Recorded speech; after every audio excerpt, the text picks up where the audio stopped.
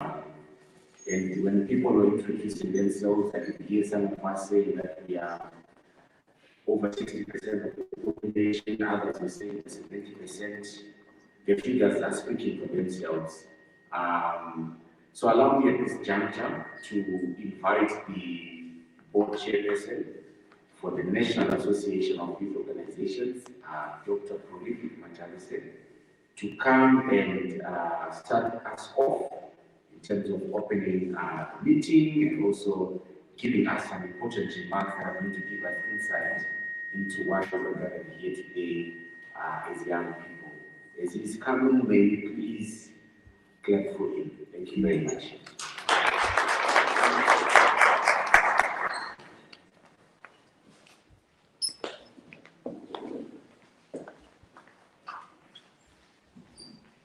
Thank you so much for that applause. It helps with the confidence. Thanks. So I have a prepared speech, and I hope I'll be able to follow up on that speech.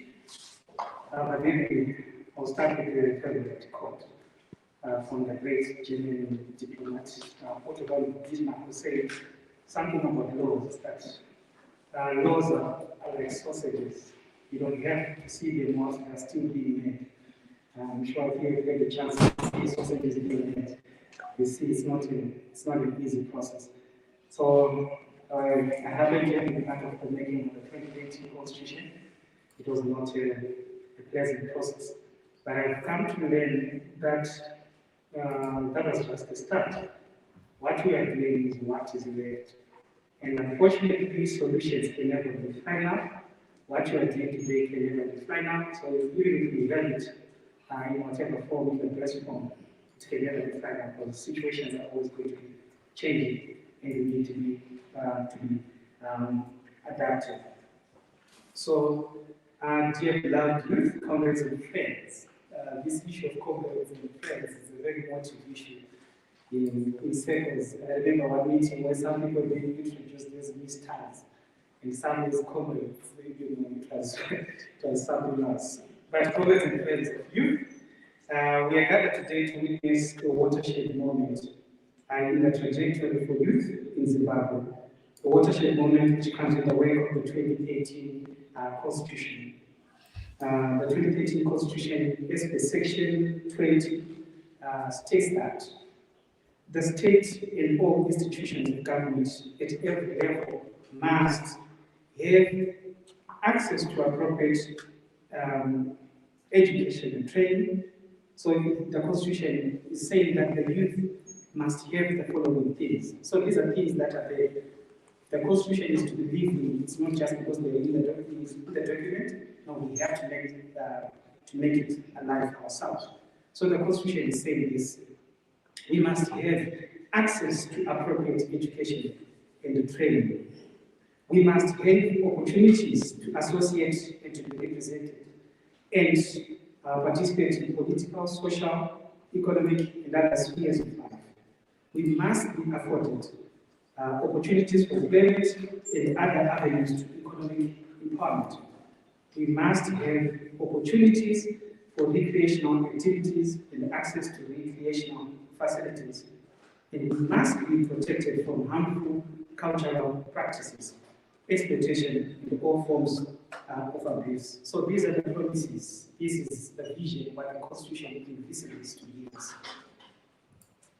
As we gather today, we are also mindful of the African Union, the continental body, and its commitment to advancing youth development on the continent. The theme for Africa Youth Month in Africa is this: it's defining the future today, youth-led solutions for building the Africa we want. We are contributing to this theme as the youth in our collective efforts today. We've been introducing ourselves from various organizations, so this is what we're trying to do. Allow me to also take this opportunity to congratulate Ms. Chino on an appointment as the new African Union Youth Envoy, and to wish her well in her term of office. As youth in Zimbabwe, this speaks volumes on our abilities to share narratives beyond our own borders. So it's something that's outstanding, it's an achievement, and we must recognize success by one of us. Please, just an applause for Chilo.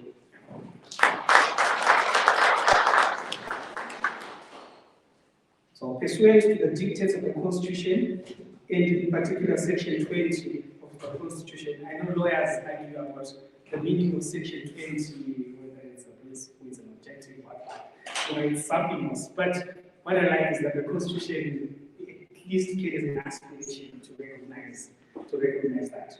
So together with other progressive organizations within the youth sector, we have been calling for the repeal of the Zimbabwe Act, Zimbabwe Youth Council Act, ZYC. This call was heeded by the government as observed in the Cabinet resolution on the 1st of September 2020, which approved the Zimbabwe Youth Bill principles presented by Honorable Minister Kesti Godfrey to the Cabinet. The Zimbabwe Youth Bill seeks, amongst other things, to create an all-encompassing legislation that addresses all sectors or areas of the youth, align the legislation to the Constitution, as well as the domestication of the United Nations Convention on the Rights of the Child and the SADC Declaration on Youth Development and Empowerment. It also seeks to provide for the empowerment of the youth and their indispensable contributions to sustainable development. The mechanisms for active and meaningful participation of youth in nation building by mainstreaming them in social, economic, and political spaces, in the establishment of youth focal desks in all government ministries and departments at all levels. As we gather here today, we are meeting exactly 434 days since the Cabinet approved the Zimbabwe Youth Bill principles. With youth over 60% of the population, we are taking the lead collaboratively as youth through the model law to complement the legislative agenda of the next session of the Parliament, which spoke on the need for a new legislative framework for youth. Harnessing the demographic dividend is key towards the realization of the policy prescriptions contained in the NTS-1 plus the National Development Strategy, and in Zimbabwe becoming a middle-income economy by 2030. So this thing about Zimbabwe becoming a middle-income economy, by 2030, it can just remain another vision, just like the Vision 2020. We need to actually discuss and map out what really is contained in Vision 2030. Unfortunately, it's also one of the policies that do not have a document. So the details of the 2030 dream still remain sketchy. It needs to be worked out. Today, we are reminding the executive, because they constantly need reminders, the executive, the Parliament of Zimbabwe, our Honorable Minister Dr. Kesti Godfrey, and our fellow youth compatriots on the need for an enabling legislation for youth. So we need an enabling legislation for youth. We are confident in the road on which we have journeyed to this day, because recently we met several committees of Parliament regarding the National Youth Service and other things. And I think we are making some good progress. So it's been a road, it's been a process, and we're engaging in that process. We are appreciative also of the role played by our partners in allowing us to reach to this moment as youth, namely the breakthrough to the European Union, actually International Zimbabwe, our local partners, and the youth of Zimbabwe, with whom we would not have come this far. The onus is now upon us, representative of youth, to validate the model law of the Zimbabwe Youth Bill. Our mission of redefining, repositioning, and enhancing the role of youth in local, national, regional, and global development initiative is now in this hour. The great Soviet Union leader, Vladimir Lenin, said, history needs a push. History needs a push. And I'm constantly learning this, that things will not happen by by themselves, or simply because we have put them in the document, it constantly needs us. History needs a certain wakefulness that we have to infuse into this country. If things are going to improve, it is not because, we have suffered so much. It is because some people have actually worked out for things to improve. So allow me to wish you well on behalf of the NAYO Court, its Secretariat, and membership. I thank you all. Thank you.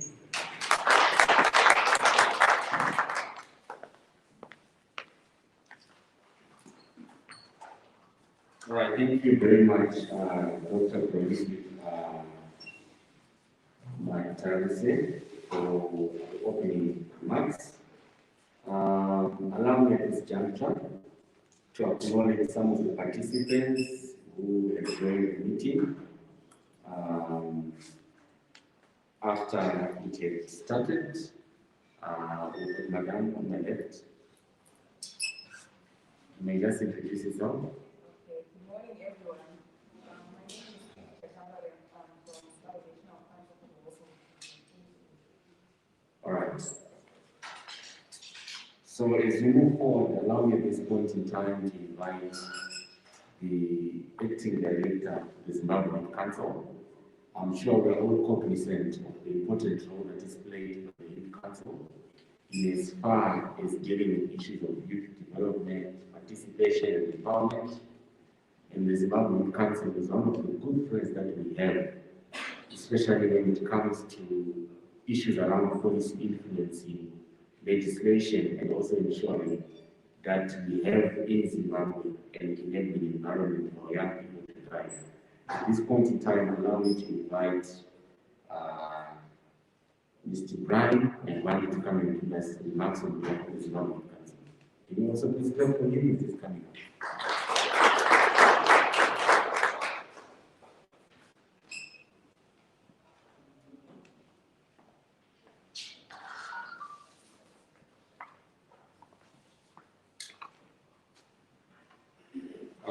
Once again, good morning, everyone. Thank you very much, Mr. Mignolo, for the invite, as well as for the program today, which we take it very seriously as Zimbabwe Council. I think indeed it is a watershed meeting where we deliberate on the model. First and foremost, I wish to acknowledge the NAYO board chair, Dr. Mataris, and to say that the Zimbabwe Youth Council is very much honored to be part of this process. We are very much pleased to say that the youths have taken the lead in terms of coming up with a model law. So we will be here till the end of the process, just to understand what is happening. I think we all understand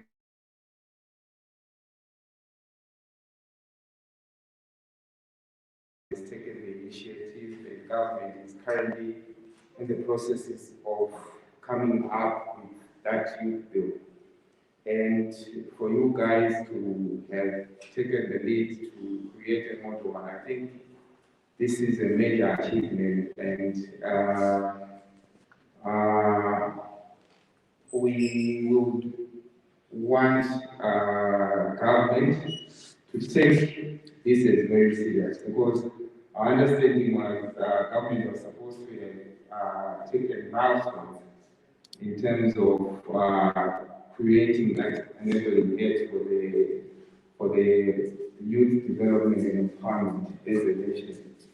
But I like what Dr. Mataris has said, we are 400 and I'm not sure I can speak it, but we are 400 plus states, and still the Youth Act is not yet come to fruition.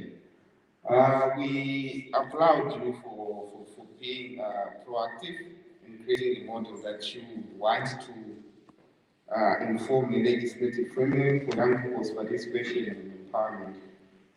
It will also be a misnomer if the ultimate bill that's going to be enacted for the youth does not include all that we are going to hear today. My understanding is government in the next coming weeks is going to be the drafters of the youth bill are going to be meeting and they are going to be developing. And my take would be to invite some of the members that are here, such that while that process is also happening, we also present this model law that we have come up to the drafters, so that everything that we have integrated into the model law is also taken on board. So what we are getting from this is that the youths, then constituting 66% or 70%, is that they want their things to be done in the shortest time possible. So to have the model law means that the youth are able to go in terms of legislative framework that should inform issues concerning the youth. So what we will do is after this workshop, I'll carry the message to the ministry who are responsible for coming up with an act that speaks to youth issues. I will inform them that the youth out there are yearning for the act to come into being, and that they would want that process to be carried out as quickly as possible. So without much ado, I wish to congratulate you for the model law, and also to promise you that whatever is in the model law should then culminate into the ultimate issue that the ministry is going to be coming up. Thank you very much.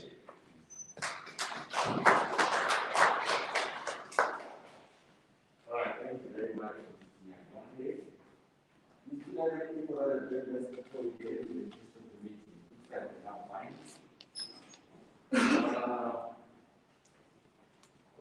Speakers, would you mind just to give us one song before we allow our consultants who had the difficult task of looking at the Zimbabwe principles and trying to begin a process of creating the model law? Because whilst we are here, what we are presenting before you is not anything that is final, but it's the initial thinking around how the Zimbabwe bill is going to look like, and it's the minds that are in this meeting that are going to bring it to a point of consolidation and finality. Before we, for instance, take advantage of some of the internal processes within the ministry, which Mr. Brian Magwanda was mentioning in his remarks. And I think we should also acknowledge, I think, the partnership of the Zimbabwe Youth Council in ensuring that whatever we're doing as young people, it also gets to the desks of our minister. So over to you, Comrade Richard.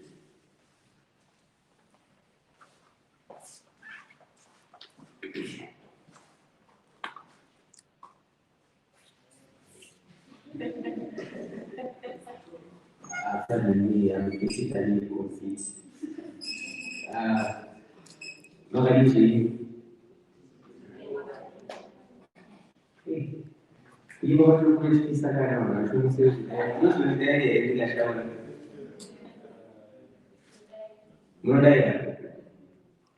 Oh, Amaina Baba, Musali Chile, Canada, De Udu, Dindaga Vida, Shandira Zimbabwe, Kamwidiri, Imamwe, Amaina Baba, Musali Chile, Canada, De Udu, Dindaga Vida, Shandira Mayuti, pamwedeze nanenzi amaina baba musaitire kana ndafa deudu ndindakazira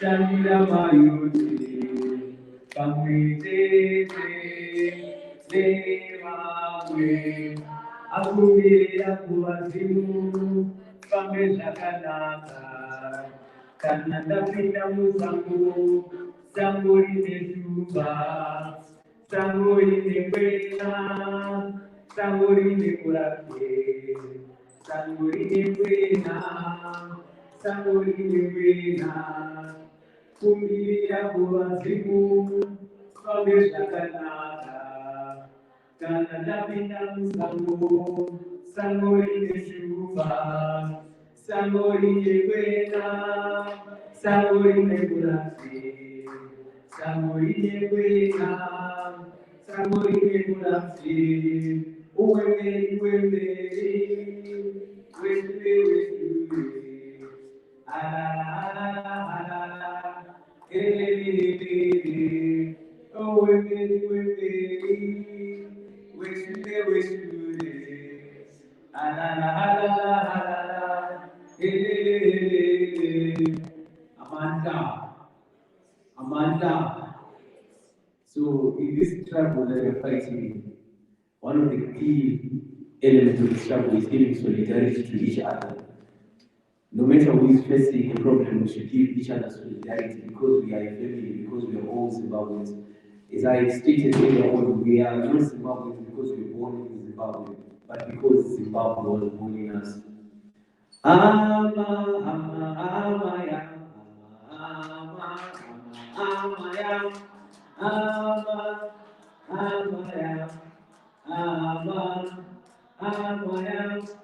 Chelsea, Amaya,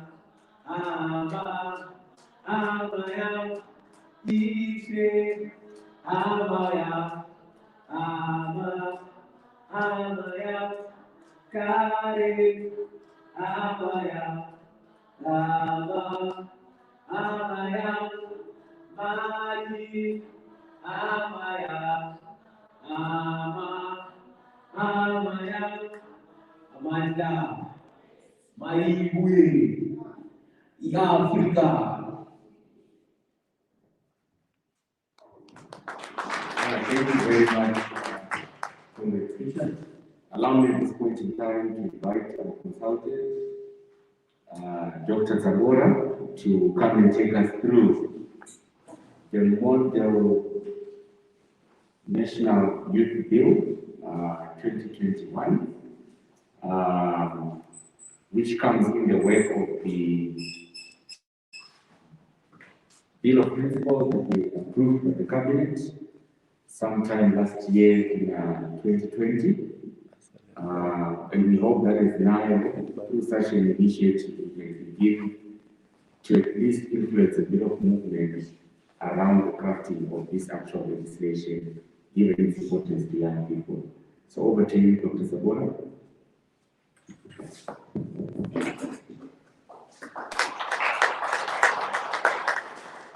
I'd like to use my computer. Okay, it's already, no problem.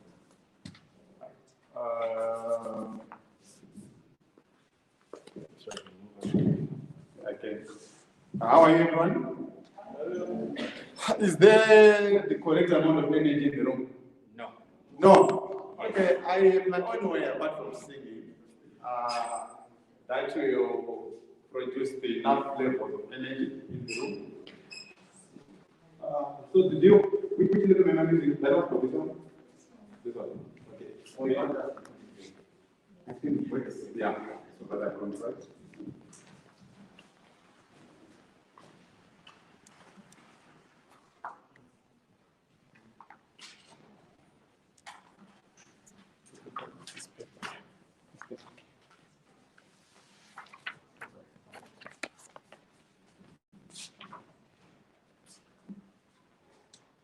What provisions do you know in the Constitution of Zimbabwe?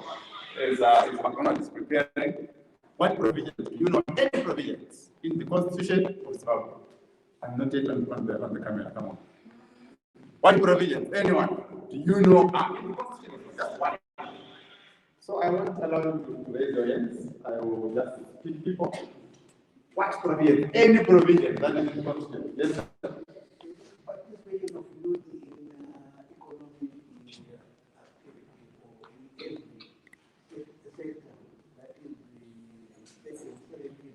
Thank you. Youth participation in all sectors of the field of life. Thank you. Anyone else? And here, this group. The three of you. Anything because come on, people. Come on. This row, excluding Dr. Mataru.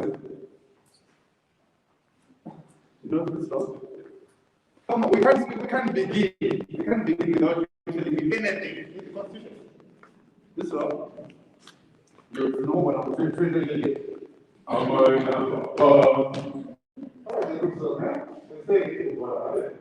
but it's a very frequent law, and it's a very good. What? Anything? Anything? Yes, sir. Section 20 of the Constitution places an obligation on the state to make sure that young people have access to education that are opportunities that might enable them to at least participate fully in the running of the country. Thank you very much. We're not about the specific section. What about what is in there? So we move the sections. Anything in the Constitution. So if you know there's something but you know the section, don't worry. It's like I know stories in the Bible. But I don't know the kind of places like pastors do it. I don't think he has to write it. He has so much. But I don't know which place to open it. I mean, I tell you, New Testament, he goes, right? Yes? Section 56. Yes. On what? Equality and land. Thank you very much. Yes, the two of you. Section 49. Yes. Right to liberty. Right to liberty, yes. So that was the section. Let the lawyers talk. Second as a lawyer. Yes, yes. The content. So one section, that's the section 1 and subsection 2, paragraph AC. Let the section ask. Yes, this law is POV. This law, come on. Anything in the Constitution, not about it, anything, but anything. Yes. Right to vote, thank you. The right to vote is central to this, isn't it? Central to it, but the Constitution does not say right to vote.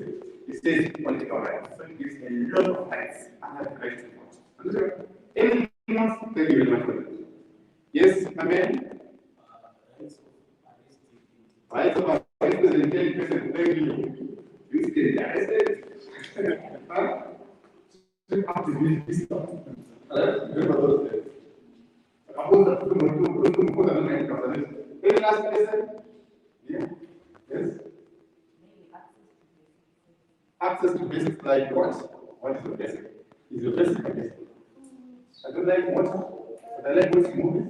Some movies are not basic. What basic? Food? Yes. Education. Is education basic? What is education? Formal or informal? Formal. So if I grow up learning how to iron and grow crops, that's not good. Right education, critical for you. Thank you. Next. Gender equality, thank you very much. That's good. Yes, it is. Next to you. You are not safe. Access to information, also critical for this, right? So, thank you very much. You must know the Constitution. You must know how to defend Section 20 using other sections. Section 20 is there, but you defend it using other sections. Defend it using other sections. That's a better, more powerful, are more clear, are more emphatic, are more aggressive than Section 20. I will go. So my job today, I was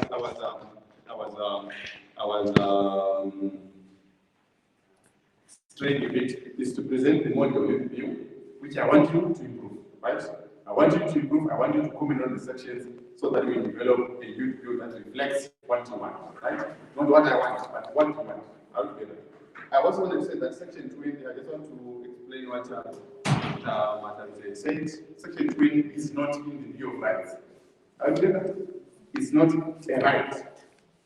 It's a principle, it's an objective. And the Constitution says, the government in section 2, the state must give effect to all obligations in the Constitution. So if it's section 2 and section 324, it says the government must give effect and implement all duties, all obligations that are imposed on it by the Constitution. So the government is obliged to implement section 20 because it gets obligations. So you defend section 20 based on section 324 and section 2, subsection 2, which says the government must do those things. And I'm saying section 20 is not a policy framework. That whatever you classify it, the government is obliged under section 2, subsection 2, under section 324 of the Constitution to implement what is the second. When our obligation, which is in the Constitution, that the government can say, no, well, no. Every obligation on the government must be fulfilled diligently, section 324. It must be fulfilled by the relevant state, relevant government. So, argument on the lack of weight, they are, and they are living. So let's go to the deal. How do you draft a bill? You first of all use the principles that are developed by cabinet. So if cabinet is giving you principles, use those principles to develop a bill. What did I say? Before you make a law, cabinet sits down and says the law must be based on these 20 pillars. Pillar 1, pillar 2, pillar 3, pillar 20, pillar 25, pillar 8. So those pillars must be in the bill. Those pillars must be in the bill. But as youths, you will have to say these pillars are not enough. For these pillars, there are some big pillars. So we have cabinet principles. I think I'm going to share. Cabinet set of principles which we use to develop, and those principles are very important. Sometimes we develop a model of being in the absence of principles. Let's say we still develop a view to say this is the view we think must be there. But when we get the principles, we want to principles of the Constitution, from best practices. So we develop this view based on principles that were produced by cabinet. Those principles usually are understood by the least function case. Because cabinet want to have a new act to replace the national act. And then these are the principles which are proposed must be the pillars for that view out there. So if the principles are good, fantastic. If they are short and inadequate, we can say they are short and inadequate, and then we can add on the principle. If they are bad, we can say this is a bad principle. How do you say they are bad? We compare with what is in the Constitution, with what we've always said we wanted, with also what is happening in other countries. How to get it? Can I go down a bit? I hope I can cooperate with this one.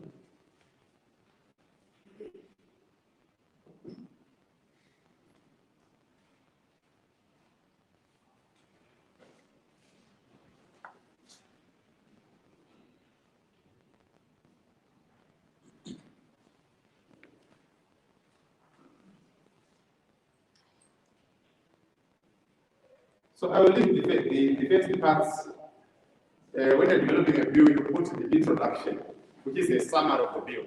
So I will leave the summary, which is what is called the memorandum, and it goes straight to what the bill is saying. Right?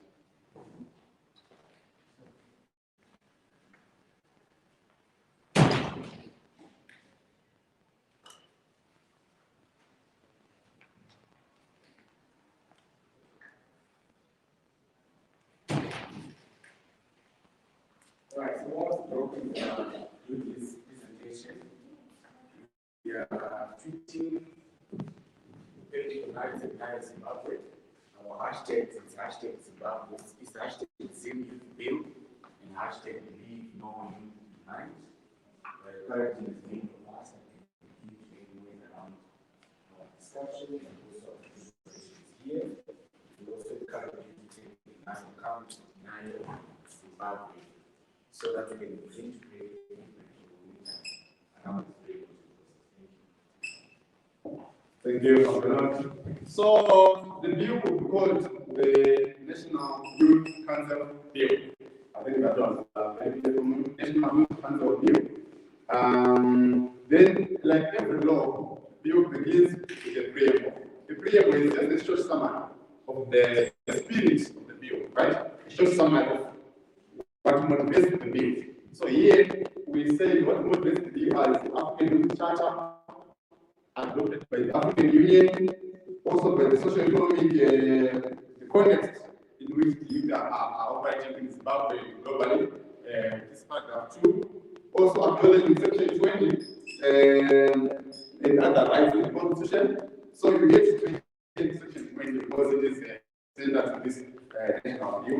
And also other principles that we developed, we took from the principles, the cabinet memorandum of principles. I think we are having the need to foster and facilitate the development. This is not very important, but just to give a jumping point for the whole provision of the bill. Right. So you may want to say you may add some things there, but it's big enough. Usually every was 2 sentences or 3 sentences. Right. But there are other 2 pages. Right. So this is usually the standard length. So I want to go straight away to the first section.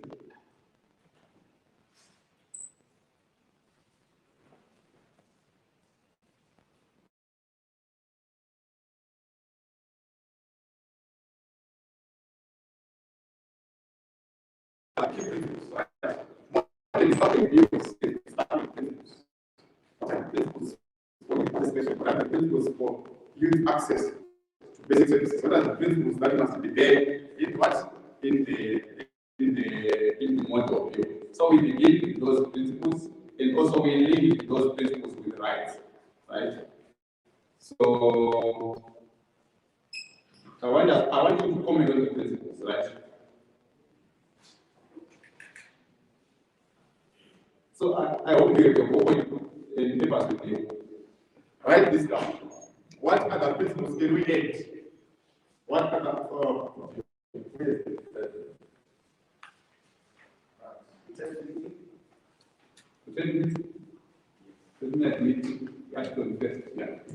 Section 4, principles of the bill. Yes, sir? Okay, just a comment. Yes. I was looking at your memo. Yes. In the preamble. Yes. You see the comment. Is it possible in the memo for us to make reference to the Constitution? Someone, especially in the first paragraph, because I think we are referring to other pieces of legislation, not the Constitution. So I think someone needs to make reference to the Constitution. Our Constitution first. Is the order of things? Yes, it also okay. In the preamble, notice that the Constitution is also coming at number 3. Number 3. I think we can also elevate it. Given the nature of our politics and also the nature of our country, I think we make reference to our Constitution first, then the Charter and the others later. Thank you very much. I think that's very acceptable to say in the introductory part of the memorandum and the preamble. Let's begin with the Constitution first. The Constitution of Business, certain way, right? First, and then everything else at the after that. I think it makes politically correct. Your own constitution, we have also called constitutional supremacy, which means the constitution is supreme in Zimbabwe. So we begin by this constitution. I think it is more persuasive than confrontational. So I think we can, I can change that to begin with the constitutional provision, both in the memorandum and in what? In the preamble. Right? Then on the on the principles, so on the principles, when you are reading the principles, in the back of your mind, just write what principles can we add, and what principles can we remove from these principles that I have given you, that we have developed from the cabinet principles and from the national practices and also from the national economic that is currently existing. So the first principle is the obligation of government to recognize all rights and freedoms and duties, right? In the Constitution, in all treaties that Zimbabwe signed in general, because this is the source of the law, right? And also take the necessary steps in accordance with the constitutional process to adopt legislative or other measures necessary to give effect to the following rights, freedoms, and duties. And then 2, 3, 4, these are rights and principles that relate to the youth, right? So I wanted to go through them each by each and say, which one can we remove because it's out of place? Which ones have we left out? So that we can add on the principles. And principles, they define how the act will operate, how the youth sector will understood, the major issues that underpin the youth sector in Zimbabwe. With the youth rights, with the youth participation, with the access, anything about it. So these are the principles that we have learned from the cabinet principles and from other best practices as well, right?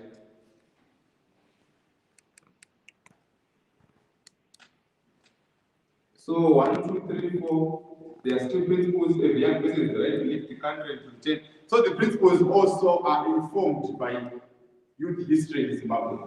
What has been the major problems affecting the youth in Zimbabwe's politics, in Zimbabwe's economics, and in Zimbabwean society, social issues, political, economic, and social issues that we have learned from the youth history.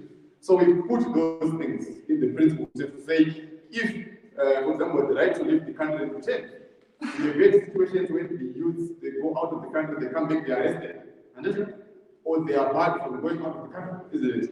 Young people should not be compelled to belong to an association. We've had issues whereby the youth are forced to be part of a particular organization.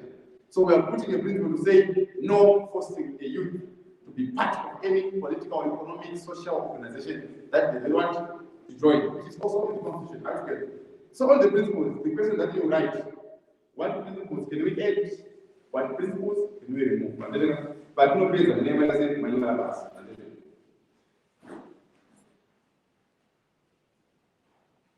We also go then to Section 5, youth participation.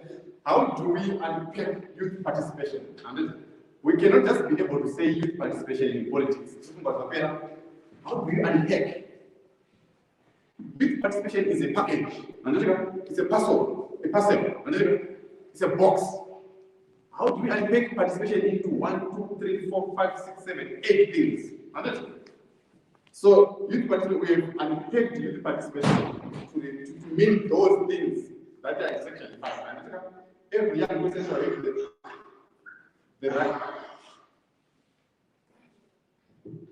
the right to participate in all spheres of society as guaranteed by the Constitution. To promote active youth participation in society, the government shall take reasonable measures which include but are not limited to A, B, C, D, right? All the way to I. So the question on 5 is, write this down. The question on 5.2 is what else can the government do to promote youth participation? What else can government do? Don't give me again. Give me what is there. What else can government do to promote youth participation? Which one must we remove from A to I? Which one do you think must be removed? And is not important, is not good enough from A to I. So remove which ones you want to remove, or add those which you think may enrich Section 5. What must the government do to promote youth participation? That is not there.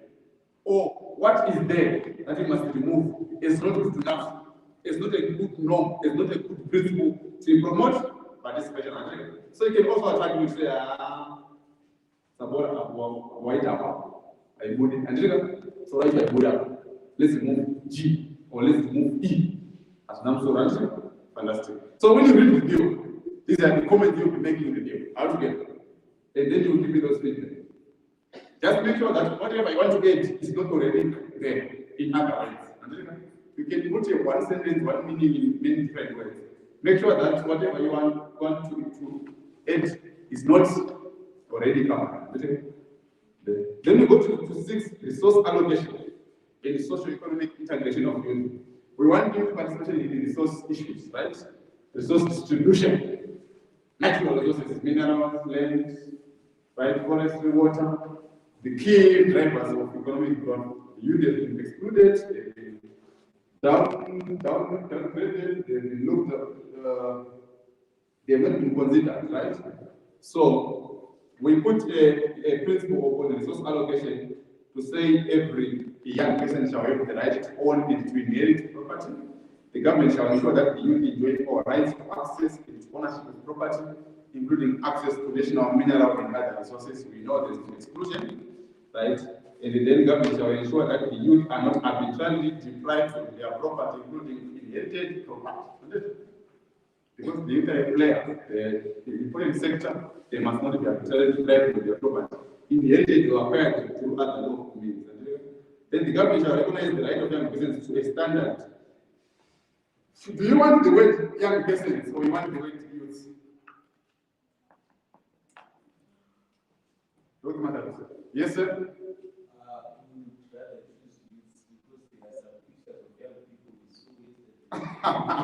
Young women. There are young women, aren't there? Legal word for young is what? Do we use the word young women, young persons for the youth? The guy will not tell you about me. Yeah, so I was just thinking about probably the absence of a definition. We have it. Yeah, because also as far as I'm aware that we gave some point in the fact youth work, what youth work is. So we define youth there to be or young person. So youth means young person, right? This is the definition. Youth or young person, which means person but not youth, it means young person. Person but not young person, it means youth. And what do we mean by this? Everyone who is between the ages of 15 and 35 is designated the second when subsection 1 of the Constitution. Right? So once you define it in sorrow, you can use it so no pictures. Those pictures, if they can prove it, we are within 25, then no problem, right? So, but I was asking Putin, which way do you think is more appropriate, young person or youth? You have to define them within yourself, right? Which one do you want, young persons or youth? Or youth? Youth or young persons? Think about that as well. How do you go? Right. The other legislation from other countries, they also do both. Some use young persons after defining them in so some use the youth after defining them in so. So the definition, age group, is more important than how you interchange the words in the provision. Am I covered? I was toying around with the idea of probably putting case defined in this In the Constitution. Yeah, yes, something like that. Right? I think in the Constitution, I think it's good to check the constitutional definition. The issue is when you are defining something that is already defined in the Constitution, you can provide a new definition because you are making the constitutional definition through the back door. So you just say it's defined in section 1 of the Constitution. If you want to unpack it more, yeah, you can play around, but you just need to take the definition. So the Constitution just focus on the definition on the age group, nothing else. Right? Which I think to us is not helpful to our interests.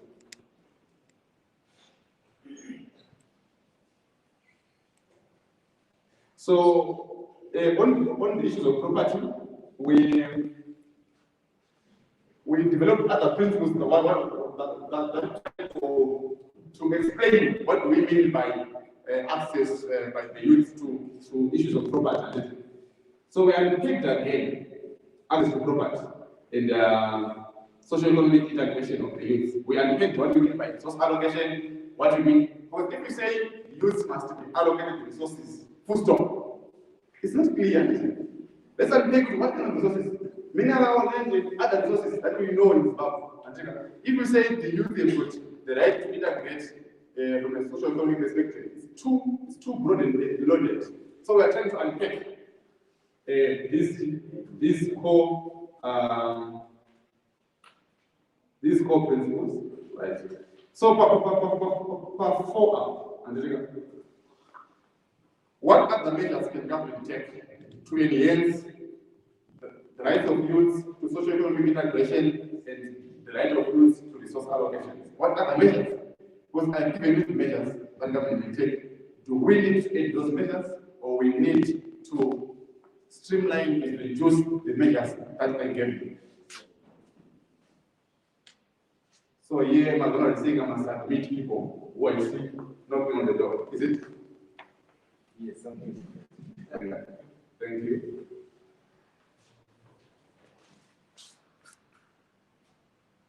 So you're trying to make sure that we capture the areas of exclusion of the youth from economic sectors. But in Zimbabwe, since 1980, which sectors have we seen youth exclusion?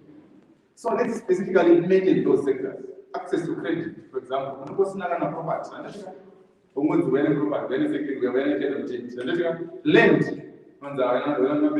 do you want?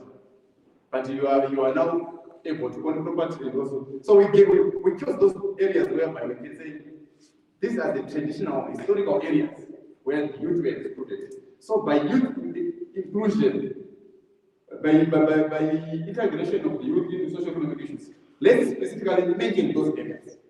And others that will maybe arise in the next 20 years, to say maybe access to shares. So we didn't generalize it, youth must generally participate. Then we go to sustainable livelihood with youth employment. Youth employment is a big issue, a huge issue, right? Youth faces different employment issues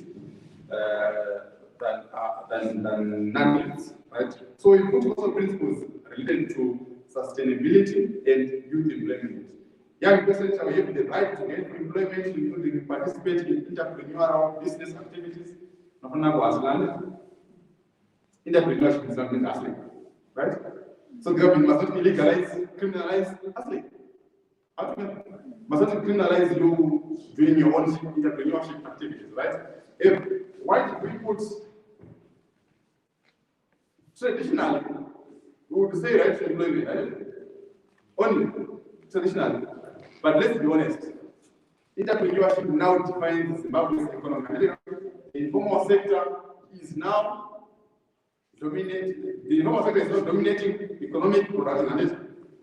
If I go to your status, and then which name did I use? Lisa can do a lot of clothes, status, things like that, and selling, and then and then that's entrepreneurship, right? If I go to his status, then I think I read the rag, and then I'm my number of Chelsea. And I guess I'm like, gold, guys, I'm selling gold, guys, I'm selling cars. That's entrepreneurship. So we cannot narrow down employment as the only avenue for economic production. Entrepreneurship must be specifically mentioned. And then being a runner is business entrepreneurship. So we have to participate in entrepreneurial activities, right?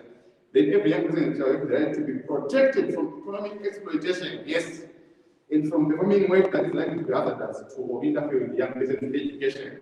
Because your voice is not evaluation, is shamed upon by powerful elites in the workplace or informal institutions, than they do when the person is an adult out there. So we are saying no to economic exploitation, no to what? To exploit a hazardous working environment, right? And not anything that disturbs holistic development of the youth. So we unpicked that as well. So I also want your comment on those issues. What issues do we want? What issues do we include? Do we act? What should government do to promote employment and entrepreneurship activities? What can we government do to foster linkages between labor market and education and training of the youth? So, for every principle, we put government obligations. Because the government is a duty to create an environment for youth prosperity, youth participation, and youth productive activities. For every principle, we put government obligations to say, government must do this, must do this, must do this. If the government can do it on its own, no problem. If it can do it in partnership with the private sector, no problem. If it can do it in partnership with other countries, no problem. As long as government is giving us what? The framework that we need. Then education and skills, yes, issues of education and skills are if they want to come in principles, they are very important. Every young person should have the right to education in good quality. How do you ensure good quality education?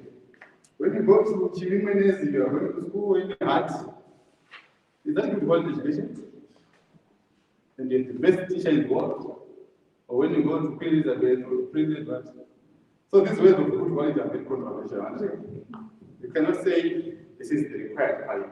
And then, when you come up with another thing, but you are now here, you are prosperous, and Ignatius, St. Peter House, St. Edward, and they did not make it.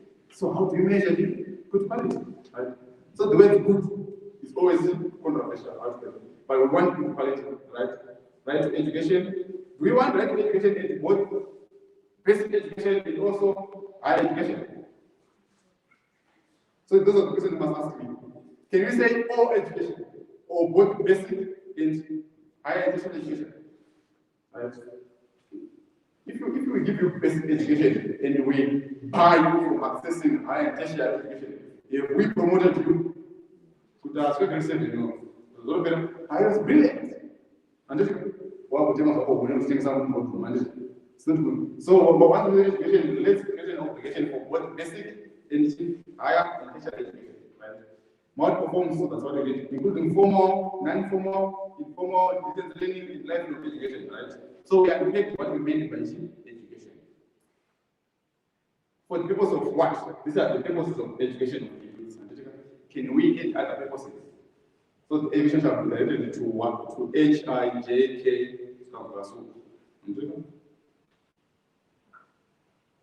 To achieve full realization, government must, in particular, do the following: A to G, and it can free and compulsory basic. Do you think as a Zimbabwean government, as a country, we can afford free basic education for the youth? 15 to 35 years. Yes, sir? Next to you. I want your attention. So you're going to I'll pick up your name. So you come here to read the hours. Fantastic. Do you think we at a level where we can afford free education in primary school in ECG? Are we there? Are we there yet? Yes, sir. My Lord. So when you're a lawyer in court, you address the judge as my Lord. If the judge says, ma'am, my lady, if the judge is what? It's a female. So one day I was arguing with this judge, discussing Mr. Warfare. So I thought he was very wrong. He thought I was very wrong. So we were really fighting. Right? So in my fits of anger and frustration, I'm like, my lady, let me explain again. And he went home and so what moves I was senior, what moves as a senior, I was already senior in 2007. James, consider postponements. Consider. I don't know what told me to just listen to Musa without fighting Musa again. It did not know me much, but it just respect your senior colleagues. But, okay, my Lord, can I please apply for postponement of the matter to a date to be advised? Matter postponed. What is she? You guys you lost all respect for the judge. You were not going to move the judge to agree to your point. Right? So, my Lord, what does he want?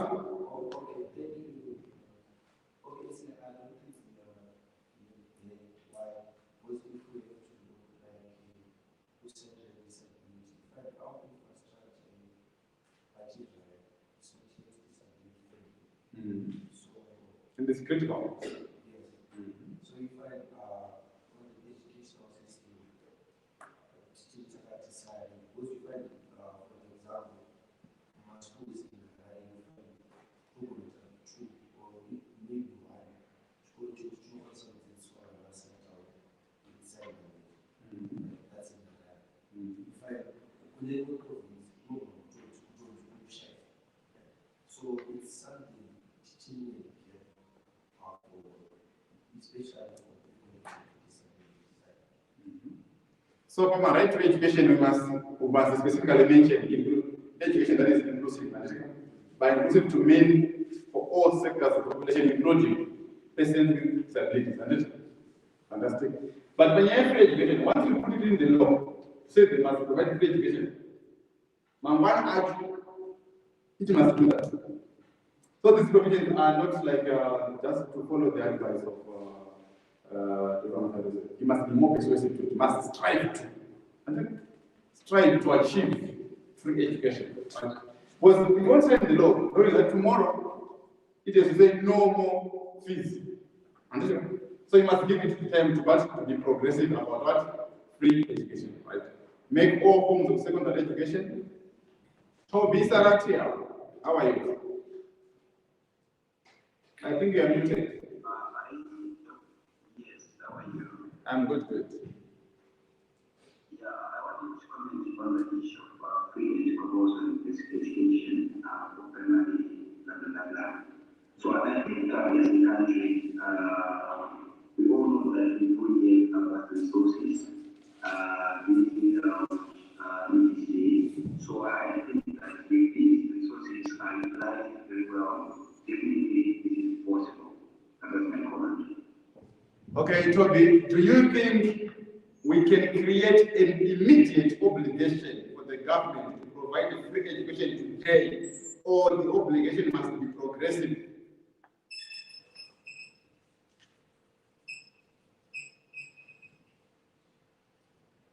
Are you there?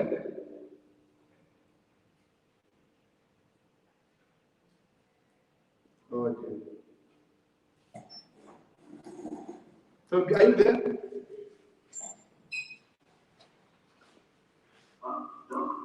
Yes? Yeah, the voice was very. Yes, can you hear me? Yes, now I can hear you. Yes.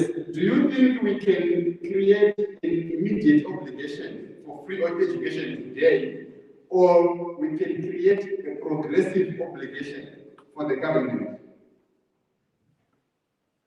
I think we need to create an immediate obligation. Okay, thank you very much. So, Toby thinks we can create an immediate to say, as soon as the act is signed, government must announce what? Free education, right? I fight with him, right, a bit, knowing my government, knowing the resources we have, knowing the fiscal burden we have, we might have challenges. So government might say progressively, because the right to education in the constitution is also a progressive realization basis, yes? I believe we should create an immediate obligation of the government as far as free basic education is concerned.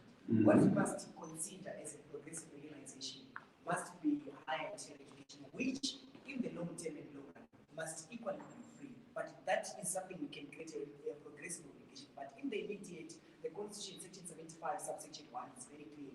I don't know how the drafters ended up having subsection 4, which started creating excuses, because this resource excuse will forever be there until maybe we have a new order of public Zimbabwe is extinguished from the map of the world. We will continue having this resource excuse. So I believe that free basic primary education must be free in the immediate, and higher tertiary education must be free in the progressive plan. Thank you. I think that it's a great point. So if you say if public information the government is saying free and basic education must be compulsory. Free, so basic education must be free and compulsory. But forms of secondary education don't want to progressively free. Right? Sorry, yes. Also, yes, my lady. Yeah, I want to comment that so they provided for the education aids. that it should be free this education. But what I think is the implementation, because we find that even children are still being chased away from school for non-payment of schools. So it's the implementation that takes, but it's already provided for in the Education Act, in the new education. Okay, after the bill was signed. Thank you. What about private schools? Do you think private schools must be charged what they want? Before I come to you, my lady, do you think private schools must charge what they want?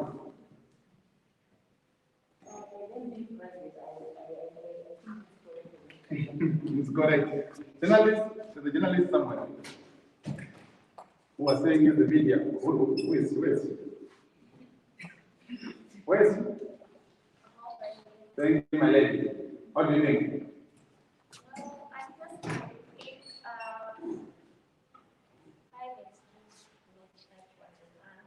We can't hear you. I think private schools should not charge what they want. Because already they are creating differences between students, between parents. I think it's not to create difference. What's wrong with difference? You want everyone to sit on the same kind of desk, same color, same mood. Okay, yes, I'm trying to hear you. All right. I was saying that the session that we just spoke about should speak to infrastructure as well, because we know schools in rural areas that still don't have proper infrastructure, and not just the buildings and the science labs. Also talking about issues of accessing network and ensuring that even if we are required to have online learning, every kid, even those in rural Technological infrastructure. Yes. Okay, thank you. So I want you to read section 8. I want you to read section 8 and say, what other things can we add on education and the youth? Andrea, what other things do you think we can add? I think also there's a very important issue of girls and young women who become pregnant or maybe before completing their education or if they are willing to continue their education. And then young girl, no girl. So if you become pregnant, you can say, right? I want to be allowed to be allowed. I don't know if you can I must be allowed to go ahead, not be chased away from school, right? Or who get married, right? At any level. At any level, right? Girls and young women who get married.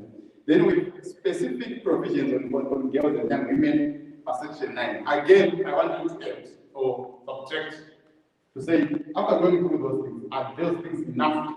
Are those the only things that government must do? Or there are some things you can say, no, it is not necessary. And that they say, well, elimination of discrimination against girls and young women, to name that program, I think programming against violence against children, prevention of violence against young girls and young women and girls. So we try to put those principles there. Because the girls and young women, they face different kind of adverse circumstances than boys and men. Okay. And that's the point discourse. The way they behave, the risks of education, the way they behave, the benefits of education is different from the way boys do. Yes, there's some similarities, but girls tend to behave more if the disease is allowed, if there's no infrastructure. Women tend to behave more if there are no amenities altogether. So we put specific provisions for girls and young women because the youths are not a justice group. They're not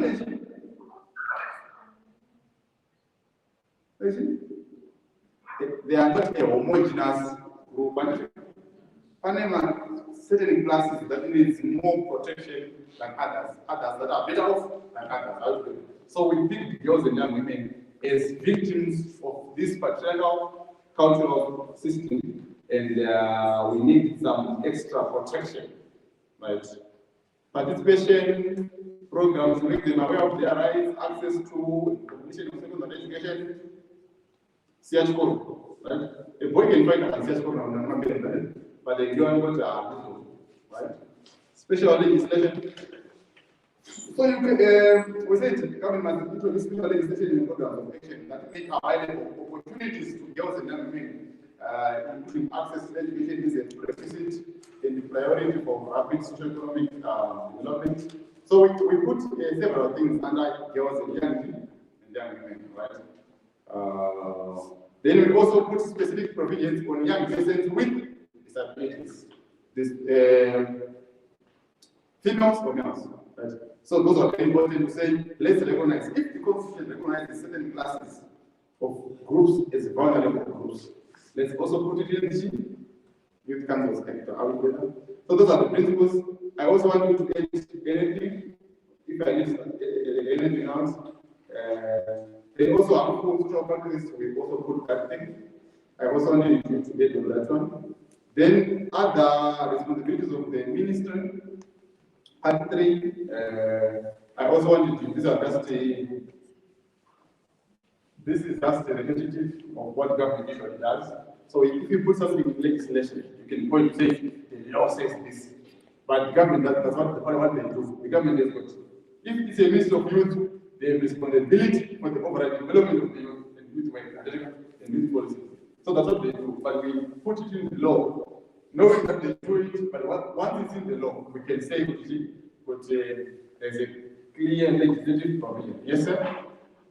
So is it possible to maintain that phrase the Ministry of Youth supports as an federation, knowing the political nature of our country, where maybe 5 years from now, when a new minister is to come up, or even if the current minister is to proceed or continue to do, there might actually be a different phrasing of the ministry. Is it possible to make the phrases to ministry, to the ministry responsible? Yes, I think it's very good. I want to edit the conversation. So when you are doing legislation, you say Ministry of Finance. You say Ministry responsible for finance. Non sia scoprire. When I have agriculture, Ministry responsible for agriculture. When I have forestry, Ministry responsible for forestry. Thank you very much for that. It is clear and taken into account editing.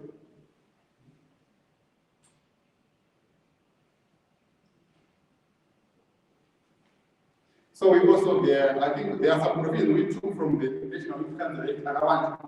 We tried to better them. We tried to improve the provisions from the existing Youth Council, National Youth Council Act. Right. So part 4, establishment of the National Youth Council, of the Zimbabwe Youth Council. Right. We also took several provisions from the existing Youth Council legislation altogether. So I think the best way for you to analyze this part, take the current Youth Council Act, and take this one, and see how best if we try to better, to take what have we taken. Is there anything we have taken that is bad? Is there anything we have left that is good? Is there anything that we need to take that was not in the Youth Council Act altogether? So we established the Youth Council. So the motivation here was to say, do we create a Youth Council as the creature of the minister, as a puppet of the minister, or we create it with more autonomy from the minister? Well, the current Youth Act, there's a Youth Council member, right?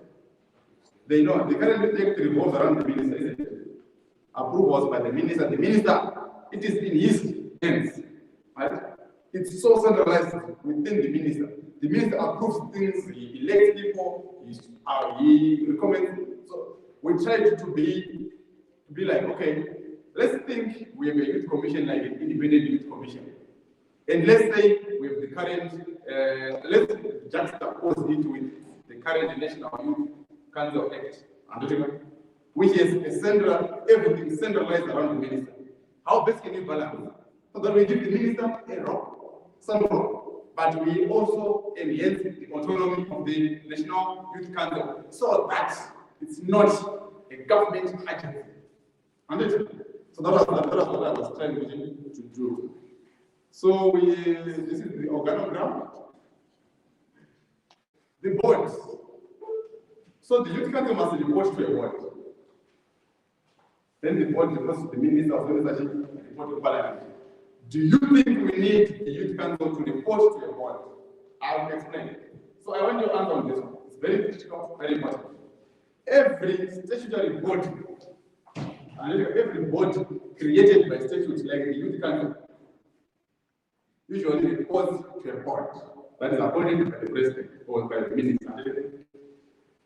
But the independent commission, the Human Rights Commission, the Gender Commission, they don't have a board.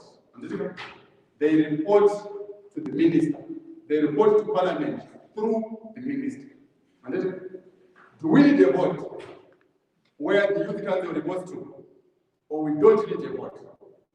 If we don't need a board, it means the youth council will report straight to the minister, then the minister submits the report to parliament. So this is the dynamics of government in Zimbabwe. Should we need a board, or we don't need a board? So issues of reporting are very important for accountability. The board also tries to insulate from the politics of the day. Direct communication between the chairperson of the council and the minister can one will be kept there, one will be kept another. Come on, who's them today? Lisa, can you have some coffee? And the minister, come, let's have coffee. One discuss youth issues. At the end of the year, one of them is captured. And then, do we need a body that tries to block the politics of the ministry? Or we don't need a body, we need direct communication. Do we need the youth council itself to deal with all issues of talking to the minister about finance, about everything else? Or we need the body to do the HR things, the finance things, and let the council focus on its mandate? So do we need a board, or we don't need a board? So you give me an answer on that one. Just put it at that. Do we need the youth council to report to a board, or we do not need the youth council to report to a board? And tell me why. Government works currently, every statutory council or body reports to a board. Composition of the board. If we have to need a board, what is the composition of the board? Who must be in the board? So this is my proposal. Alright? For people who must be in the board, you are free to say no, we need the board to help other people, or we don't need the minister to have his hands tied on who must be in the board. Let him choose anyone who wants. So, you agree with me. Currently, the boards are usually created from the minister's people. How can I board the government? There's no requirement that the minister must speak from. So you are likely to see or your cousin, or your distant cousin, or your ex's young son, or your future girlfriend's daughter. One board. So you end up with a board that is incompetent, that is there because of other reasons that are unprofessional. So if you say the board must go from this pool, and the pool has no issues at heart, you are guaranteed with the board when you talk about Makorogoza or Hustling or Mamazuku, if you talk about youth issues and their decisions are actually professional. So the modern practice is to say the body must come from these organizations, or from these bodies, or from these associations. Otherwise, you limit the free play of the hands of the ministers. Then gender equality, the body must reflect gender balance. Right? Then functions of council. 15. What functions should the National Youth Council have? Are this good enough? Should we add on this one? So read the Youth Act as it stands currently and try to add. Read the Youth Council, read this bill and say which one is left out, which ones must be there, which ones have not been overtaken by time, and which ones you think must be added. Functions are critical. McDonald was killing you on the functions. I have to admit. The functions are everything. If you have a youth council whose functions do not relate to youth issues, what have you done? Can we add on the functions at 15? Or we don't have to add on the functions? Coordinate supervising important activities, B, C, no. Yes, sir? Yes. It's too direct. It's too manipulative. Yeah, given the experience of place in terms of how subjects have been interpreted, I think you can find a way of writing to coordinate is okay, but to supervise. What's wrong with supervising? I don't have a supervisor. It's not meaning in words. some power over something. Yeah, it means a lot in the hands of the police. So if the council is captured, so it becomes too strong. Yes, it becomes too Where is the council member? Right now, what is that? So that's the right place. I agree. Supervise means there's an inferiority, superiority complex, and there's a subordinate superior relationship, and there's a good in subordinate. Right? Yes? So, Nani, I think this is very important, very sort of like give us a little guidance. Around technology.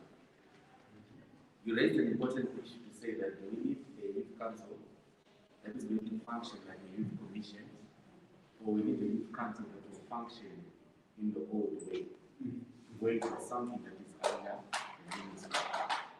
And if you look at what has been happening within the youth sector, I think as a young person, we petition the parliament around setting up a youth commission. And as part of the report that we made to the parliament, we also talked about the process in Zimbabwe. We say that one of the policy legislative frameworks would provide answers to something like that being there in the young people. So I think it's not gathered around this table, comrades. It's a very important process. We need to put our minds to then say what is it that we want at the end of the day. Because once this thing becomes law, it affects you and me primarily more than anyone else. So when the doc is asking me about the terminology, about the words, the idea is to throw you thinking. Yes, he's a legal, he's a lawyer, he's a doctor, he's a what, but you're the young person. The bill is being done on your part. And it takes a lot of money to get people to do this. So when it's done for you, at least the idea is let us engage. We're coming from different sectors. I think the contribution that was made by Eve, because she's coming from the child rights sector. Because for you to separate youth and children, the time is very because of the 15 to 18 age group. So it means that for those 3 years, even this bill has to speak to some of those sensitive issues. We have got students that are from different universities in the country. There was an issue that mentioned there around education. To say that do we start with free education now, or do you progressively move towards? Because if you don't answer those kinds of questions, if you don't put those kinds of ideas, we'll take this thing to the minutes of the parliament. And like Mr. Nagwana said, go with it. And it's a reflection of what you guys did and put together. So I think that it's very, very important that we're intentional and we really think through as we're making our submission. Like he was telling you, we sent the draft document, it was read with comments. Why? Because for us, we really need to be very careful in terms of the languaging, in terms of what we're saying, some of the structures that we're putting in there. Because if we don't take care of the nitty-gritties now, when the parliament goes for public consultation, I'm sure you've seen how things happen. They happen very fast. So for now, our latitude of influencing is a bit bigger. Because somehow we seemingly are a bit ahead of the guys that are drafting. If we are able to put things that are representative and inclusive of all of us, it means this thing will work. For instance, he's coming from the disability sector. There was mention of the board, like code, to say that I don't know something about 50-50. And I was asking myself, are we inclusive of persons with disability as well constituting that body? Are we going to create a quota for someone to at least sit on that body who represents young persons with disability? Because this is where the country is going. Inclusion is a very important aspect. You can no longer move while you're leaving others behind. It's like the SDGs leave no one. So as we're putting this model law, our thinking must also be to say that let me speak for everywhere that I come from and where I sit from in such a way that we can be able to allow this thing to move. Just to entice you guys a bit more, if you look at the legal framework for Kenya, because Kenya is a devolved government, it even goes as far as saying that the young people that sit on this board, They have to come from different counties within Kenya. She's coming from Bulawayo. Do we need that kind of setup in terms of our own? It can support. He's proposing, I think, about 8 members or so. And in Zimbabwe, about at least 10 provinces. With 8 people, is that going to be representative? So why are you guys quiet? Because if you're going to be quiet whilst he's doing that, he's ticking the boxes. And then he's going to say this is the thing, and it's. So I think let's try to approach what he's doing with a bit of attention into the detail that he's giving us. Because it's only through that that we can be able to then get the gist out of what he's trying to do. And we can put a law which even when the minister, when the parliament sits through, they can see that we actually put our minds and we attended to the different aspects to allow for this to be a very good thing. Just to clarify one thing, that extent. So when I'm giving you those questions to write down, I know that some of you may want to put your reactions in writing and send them to McDonald's. I think it's more comprehensive. If you can make an immediate reaction, fantastic. Let's have it here. But if you can just write the questions down, go through the view again, and write a comprehensive response, and then you email it to McDonald's. So that we take it as your response, as your contribution to the bill. And that's also fantastic. So when you apply, I know that you may not want to say things now. You may want to digest it, you can say it later, or you can say it now. Yes? Sorry? Sorry? I was saying, yes, McDonald will share a code with you. Yes, that's guaranteed. Yes, sir? Yeah, I think myself it's not very interesting to hear this issue of like the board, the formation of the board and the commission. I think, yeah, it's quite interesting. It depends on what is, to me now, it depends on the type of people we chose to be in the board. Do we have people with the capacity, or like we are talking about this, just appointing people, that let's the minister just say you, the chairperson, you are in the board, you are in the board, without measuring their capacity. I think that's where the problem is.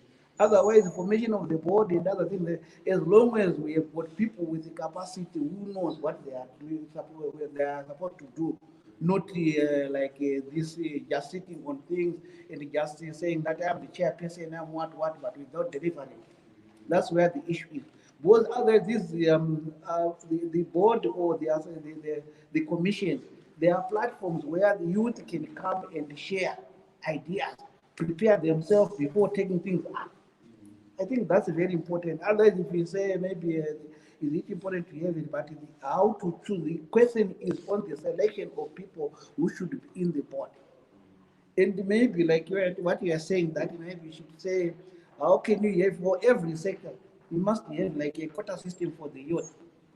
Do you have a component of the youth, like you used to have in parliament, is it a quota system for women? But I don't know, it's just disappeared. So if you are to look at all these associations, these boards, they are all the people around. And yet we are saying for the youth, we are preparing the future of the country. Yes, but you don't see them. Even in parliament, you don't see the youth. You go to any commission, to any organization. Do you think the board must also be made up of youth people? No, a composite must have. Yeah. Do you think the board must have youth people involved? Not you can't tell the board. I think so. Yeah. But also maybe it would be a balance. I think that's the list of experience. So let's mix. Very good. But on the capacity, on the capacity, what we've done is at least we've said they must select from this pool of people who we think have capacity. So if you are coming from the Human Rights Commission, surely we hope that you have Human Rights Commission experience on it. If you are coming from the National Council of Disabled Persons of Zimbabwe, surely that's the best way we've gone towards ensuring that you represent persons with disabilities in a good way, you have capacity. But if we just say you can choose anyone who they want without specifying Bakopi, we have run away from the core objective. So we are trying to say no to that approach. The approach we are saying we want is to say choose the body, but not from anyone, choose the body from these organizations.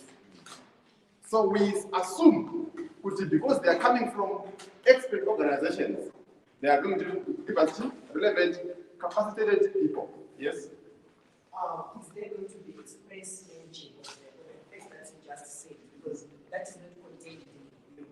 Where you say it, the bill says a person is nominated and appointed by the minister. They are nominated by, let's say, the Zimbabwe Human Rights Commission. And in the absence of an express mention of who the Zimbabwe Human Rights Commission can appoint and nominate, there is a high risk and chance that I can be nominated by the Zimbabwe Human Rights Commission by whatever dubious means. And in the end, the Zimbabwe Human Rights Commission can nominate anyone. So I feel there should be equally maybe a criteria which should be used by probably each of the commissions then, that they should nominate a person from such and such a pool of people. Because the moment we say they can just nominate, they can nominate me, and tomorrow morning I can wake up in the board without any experience whatsoever in any issue related. You are the chairperson of the Human Rights Commission. Yes, I can wake up in the board. Very good point to say. This is not saying people must come from this organization. It is saying this organization can nominate a person they would want. So it's saying let's put it in regulations to say this organization must select people with the following criteria with particular capacity. I think it's a good comment as well. I take that. The assumption was that they would not give you they won't give you a layman, a street layman who say was foreign currency to come and present these issues instead of I think we can redraft the section so that we make sure that they give us capacity people. I also wanted to know that the organization that are going to appoint by the minister, which criteria is he or she going to use, and is there a guarantee that these organizations are going to exist for the next 5 years? Maybe that the minister will be there, or maybe the bill is going to leave. Good question. We must put organizations that are more or less permanent, right? The organization must be permanent and not a creation of our mind. And that's number one. Number two was what? What's the criteria that is being used by the minister to appoint these organizations? So the minister here is not appointing. He is just these bodies are nominating people and giving the minister. The Human Rights Commission is saying the minister will recommend it to be on the board. So the minister is to appoint those people. But his job is only to appoint people given to him by this organization. So he's not going to choose on this one. If you want, he can buy off for the National Council of Civil Liberties, then. I don't make the question.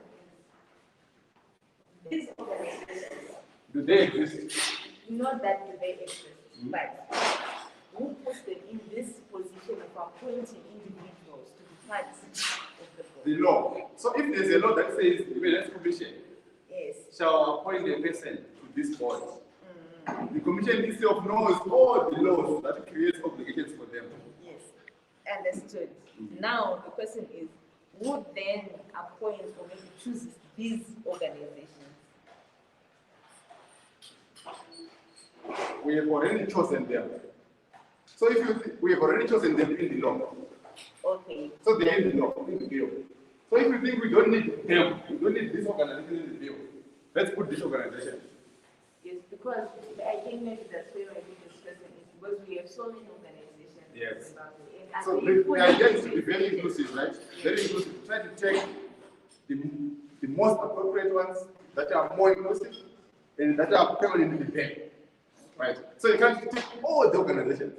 So just take the mainstream ones that are statutory, some of them that are always there and that are to be relevant, right? Instead of saying from all the organizations. What can we get? What organizations can we add? Do these organizations that retain, Let me what? Because These organizations are there in statute. So this one I don't know.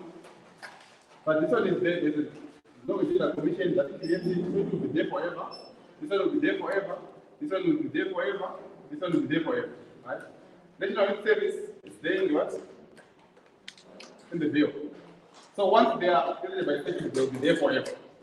So the question is, are you happy with this organization? Or we must remove them and allow the minister to take them wherever you want? Or we have better organizations we can put here. But we must not put those that are created today and tomorrow they die. Right? Or those that lack permanence, credibility. Right?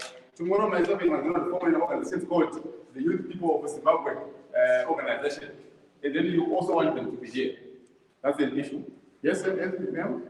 I think you should also add Emma and look at with the issue of climate change that is also affecting the whole globe as well as young people. I think it's critical to aid that organization. Emma? Yes. Okay. I will continue with this with Emma. Somebody came down today and said, this is from NAYO. You say NAYO is black. It's a big deal, isn't it? Huh? What are organizations doing it? So we can take best practices, yes, sir? I also think something to do with students. Students, yes, that we have Zinche there. It represents like the universities, but what then represents students who are vital constituents of the youth. So I think there's something that has to do with students in general. Yeah. Or students in general. Students in general. Primary school, secondary school.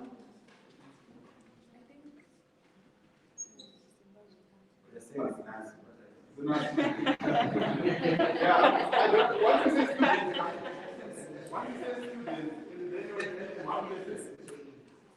say students, we are divided.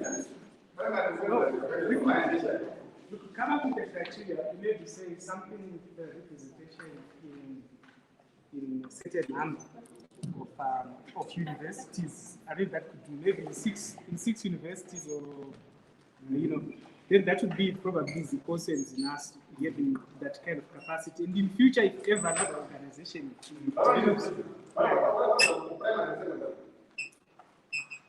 I think we can use those ones to sort of represent.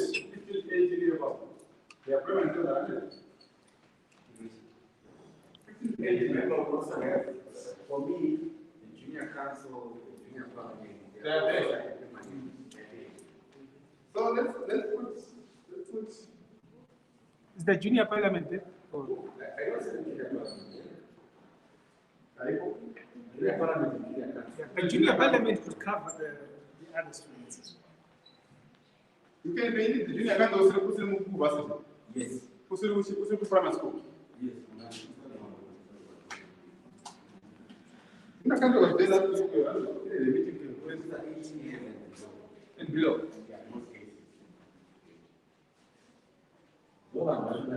I really like people in my students. I don't want us to leave primary and secondary students. Primary, okay, we can leave them. But secondary, I'm back into 18 now. Now, I was 15 years from 2. No. We have a grammar school. Yes. Ah, understand. Why also, I think we keep the list of the youth council, university students in university college. So it would also depend on how you're going to manage.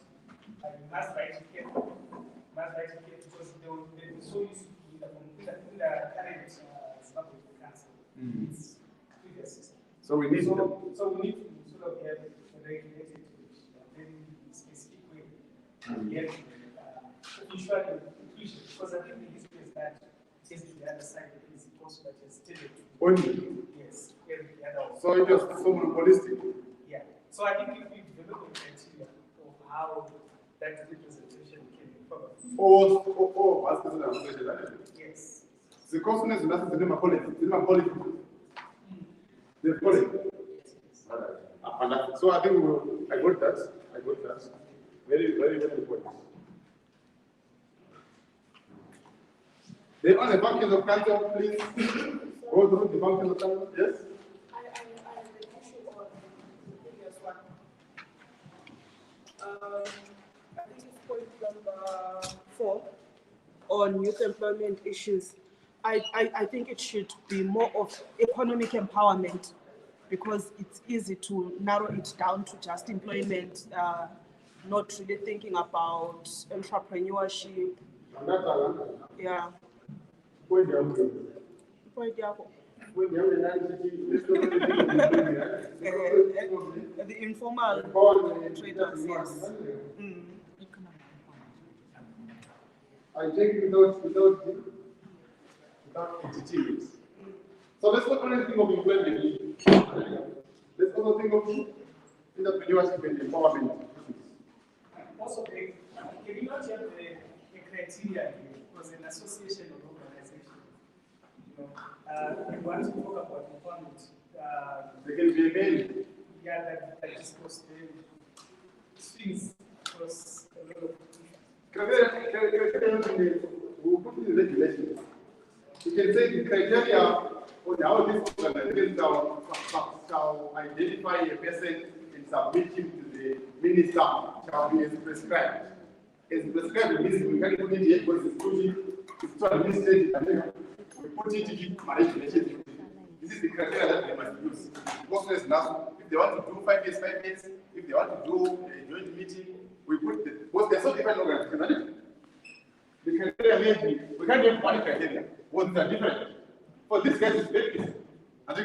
But for students it's very difficult. Right? So the criteria must keep all those things. So I'll put a provision that says the criteria shall be developed by regulation. So we have criteria to include how are these going to put someone who we know is qualified. Right? So I think criteria is very important. It cuts a lot of difficulties for us.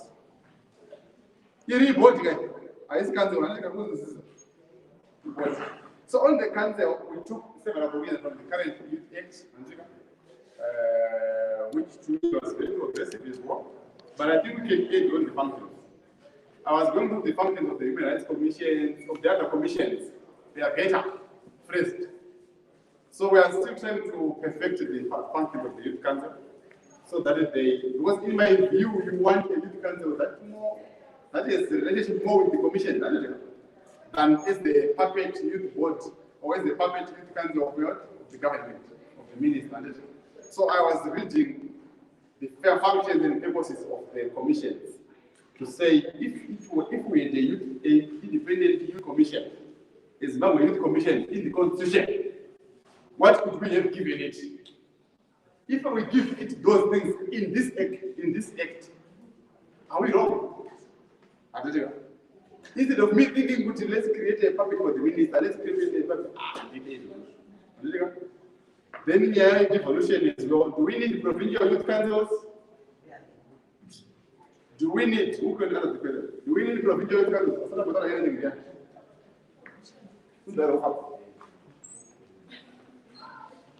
With food in the mouth. Do you think we need provincial youth councils? Now we have devolution. My lord, my man. Do you think we need provincial youth councils in addition to the national youth council? The provincial youth council fitting into the national youth council. Yes? Yeah. Yes, I think we do in a way cooperative development from the grassroots up. So I think we need those structures cascading from the national level to the grassroots level. Yes. Do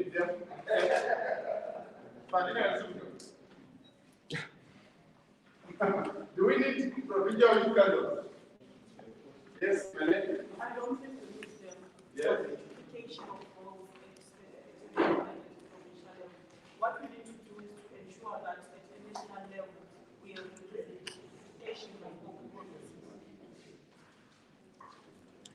Very good response. Do you think we need the provincial youth council? The current act is provincial youth association. Yes, sir? Yeah, I don't think at the moment, because that. We have devolution in Ghana, I said. Yes, devolution is okay, but for now, the issue of youth, I think there are too much bureaucracy. Information is not reaching out where it should reach. Because it is either you come from the district, then it stays either in the provincial, then that's the end. You go up there, there's nothing. You see, that's where the problem is. Unless if we have a mechanism of making sure that any youth information about the issue about the youth from the ground should reach to a highest level.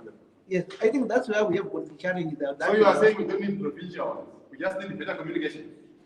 I'm saying that maybe it could be, but the challenge we are having here, why we may end up saying that let's abolish the district or the national, because their information is not taking up. So let me put you in a corner. Yeah.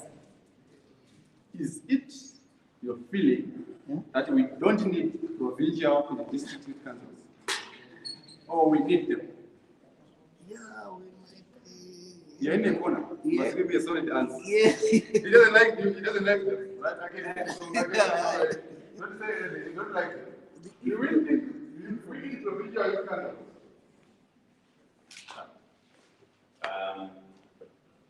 I'm trying to just let the young people contribute.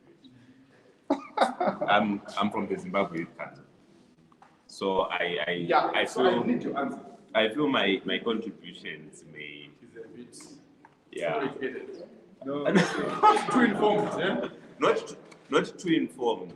Perhaps too informed. Maybe let me simplify it in a non-influential way. Without influencing other discourse, what do you think? We need to devolve. I think whatever we are doing with this document, let's be cognizant of what is happening in the landscape. In the mainstream national. Yes. We are talking of devolution. How do we address it in the national youth bill? I saw organizations that have been proposed. Not that I agree or disagree with what has been put there, but I also think that we need to be cognizant of health issues, yes. HIV and AIDS. Did you put NAC? I put HIV in drugs. I put health in drugs. Okay, yeah. So I think the bottom line really from my side would be really to think extensively of what is happening in the national landscape. And what is really affecting young people. When I look at that list also, I'm thinking of a young person who is in the street and has no one representing them.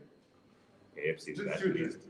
No, a young person in the street, walking in the street, perhaps employed, perhaps not employed,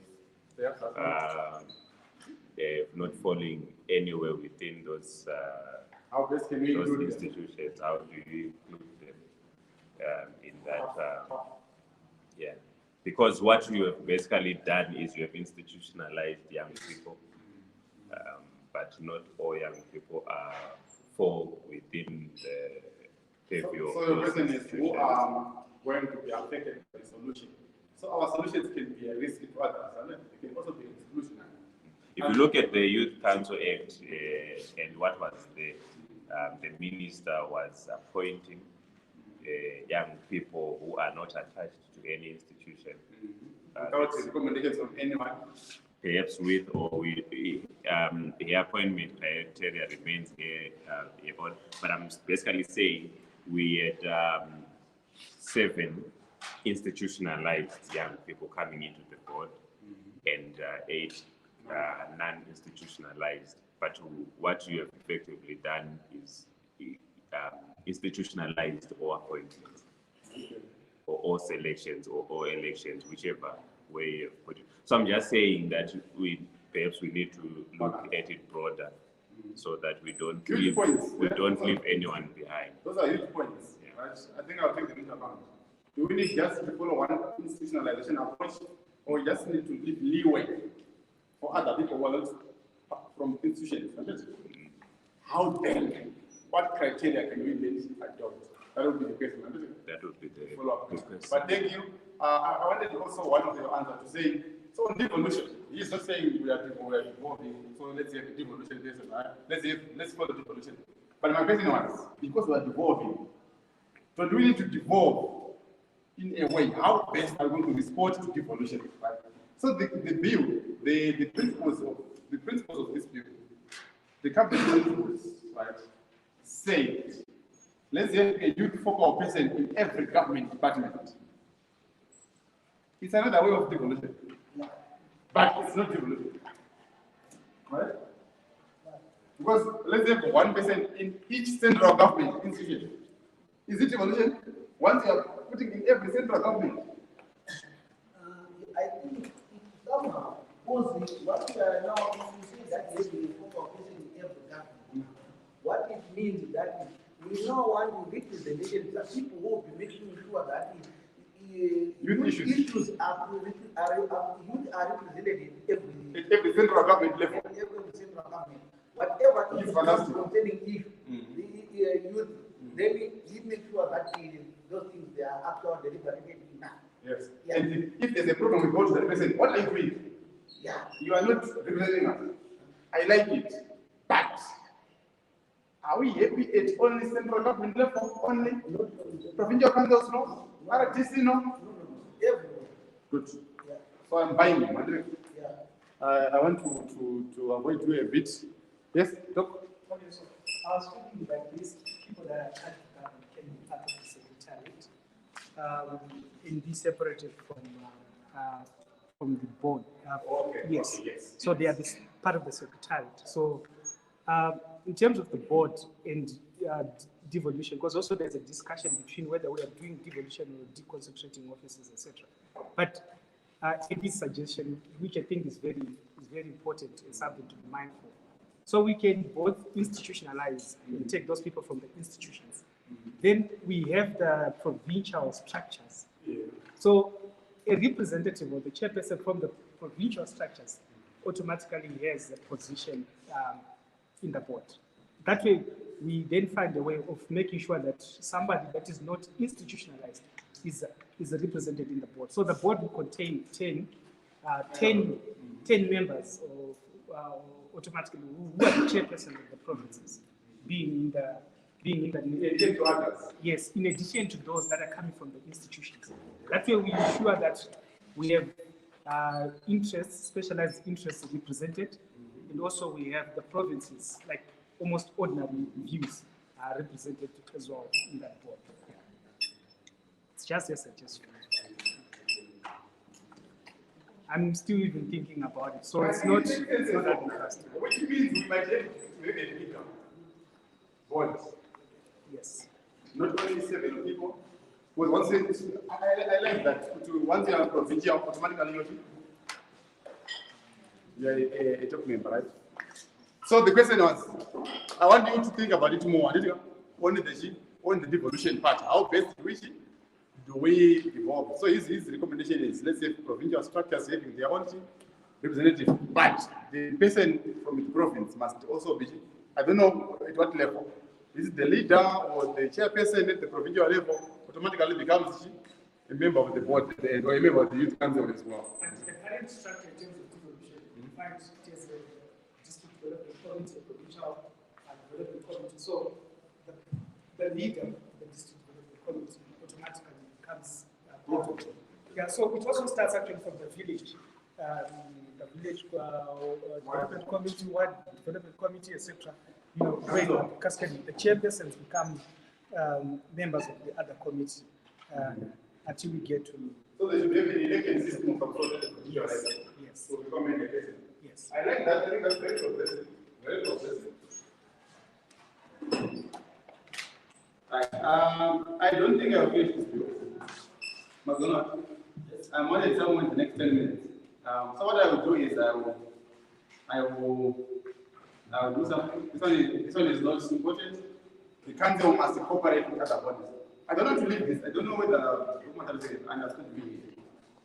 Please go through the functions of the youth council. They are critical.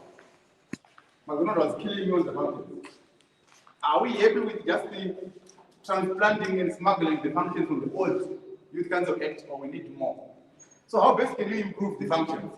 Go to the functions of the independent commission. What are they doing in gender?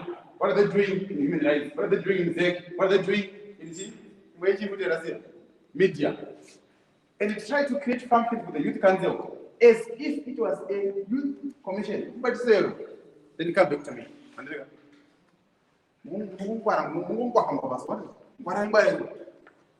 How best to improve the functions? You can read other laws, Namibia, Kenya, no problem. Also read our commissions. What are they doing? Commissions are, I think to me, there was nothing wrong if they declared an independent youth commission. So let's imagine we had a youth commission. What was the functions? And those functions that we wanted to be given to the National Youth Commission, are they the functions that we have now, or we can improve on the functions? So the functions are critical for the Youth Council. Not even the board, what is an oversight thing? Board, the thing would die or survive by Youth Council. The oversight body, not really. My procedure, my board, meeting of the board, yes, it's going to be there in the bill. But the critical issue is the functions of the Youth Council. If we give it enough functions for health and drugs, for youth participation, youth economic participation, political participation, all those things, have we given it enough powers? Yes, sir? Okay, so on the way to supervising, because again, that is advising, assisting, and supervising. I think instead of supervising, let's put facilitating. Yeah. We can either totally remove everything, because I saw it again down in the last sentence, point 2. So instead of supervising, we can put facilitating. I think it's and then, no problem. You can also still write to me on the function, right? So I remove supervisor. Yeah, they complete advising, assisting, and facilitating such association.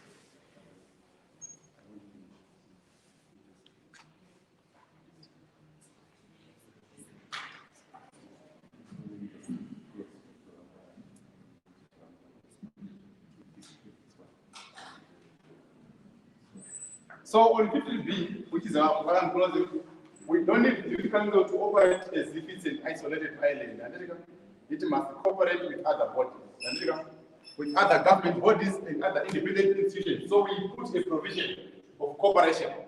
It must be there, although they would have cooperated nevertheless. It must be there so that other bodies would find themselves legally obliged to cooperate in many other issues involving the youth.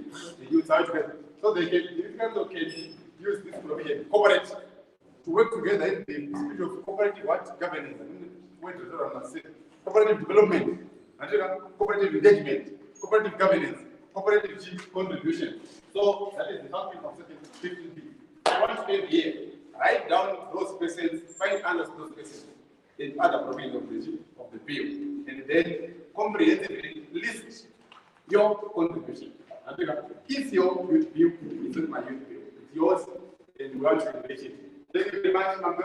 I have to ignore you a bit, my sister. We can talk over here. Thank you very much. We'll talk. Thank you, my sister. Right, that was she's walking and putting back to back, and that's one of the issues. My issue was, is there a laws that we put about financing of the business? Yes, they are there, but it's below the bottom. It's at the end. Right, so allow me to thank Dr. Sabuna for partially going through with us the Zimbabwe Youth Model Law.